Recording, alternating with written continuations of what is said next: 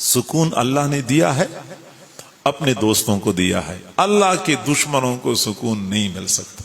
ہم اللہ کے دوستوں میں شامل ہو جائیں، سکون ہمارا مقدر. پرانے زمانے میں ایک اللہ والے تھے، وقت کا بادشاہ کسی بات پہ ناراض ہو گیا، اور اس وقت کے بادشاہ ایسے ہی ہوتے تھے، جب بھی کسی بندے سے ناراض ہوتے تھے تو اس کو عبرت کا نشان بنا دیتے تھے. بادشاہ نے فوراً آرڈر جاری کر دیا کہ گرفتار کر دیا جائے. چنانچہ ان کو گرفتار کر دیا گیا.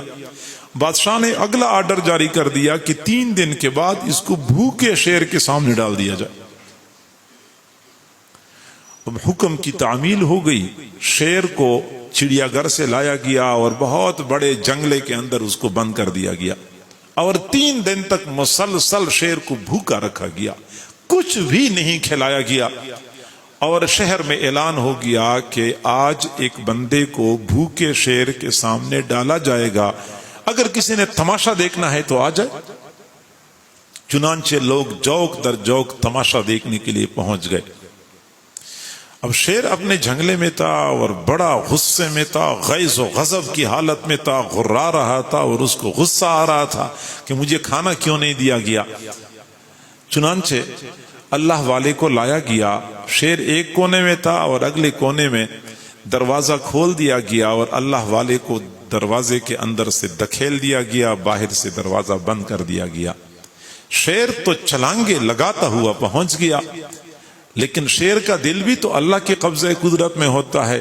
چنانچہ شیر آیا اور شیر نے اللہ والے کو نقصان پہنچانے کی بجائے پاؤں کے بوسے لینے شروع کر دیے. لوگوں نے یہ منظر کھلی آنکھوں سے دیکھا، بادشاہ نے بھی دیکھا. بادشاہ بڑا متاثر ہو گیا اور شیر کے لیے دوسرے کونے میں گوشت ڈال دیا گیا. شیر ادھر مصروف ہو گیا اور اللہ والے کو نکال دیا گیا. بادشاہ نے اعزاز اور اکرام کے ساتھ اللہ والے کو گھر بھیجا. گھر میں بیوی انتظار میں تھی.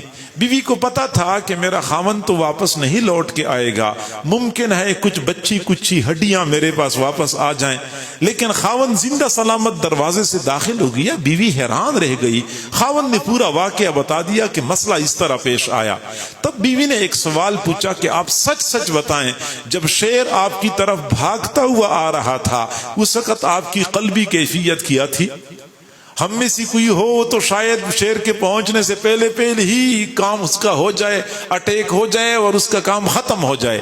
آپ کی کیا کیفیت تھی؟ تب اللہ والے نے فرمایا کہ سچی بات یہ ہے، جب شیر میری طرف بھاگتا ہوا آ رہا تھا میں اس وقت یہ سوچ رہا تھا کہ معلوم نہیں شیر کا لعاب پاک ہوتا ہے یا ناپاک ہوتا ہے. میں تو شیر کے لعاب کے پاک و ناپاک مسئلے میں غور کر رہا تھا، ادھر میری توجہ ہی نہیں تھی کہ چند لمحے بعد میرا کیا حشر ہونے والا. یہ سکون ہوتا ہے. حالات جیسے کیسی بھی ہوتے ہیں، اندر بندہ مطمئن ہوتا ہے. بیماری ہوتی ہے، اطمینان پھر بھی ہوتا ہے. باہر محلے والے تنگ کر رہے ہوں، عزیز و اقارب تنگ کر رہے ہوں، بندہ دل میں مطمئن ہوتا ہے. یہ سکون آج کل ناپید ہے، یہ اللہ تعالیٰ اپنے دوستوں کو عطا کرتا ہے. آئیے ہم اللہ کے دوستوں میں شامل ہو جائیں، ہمیں سکون مل جائے گا.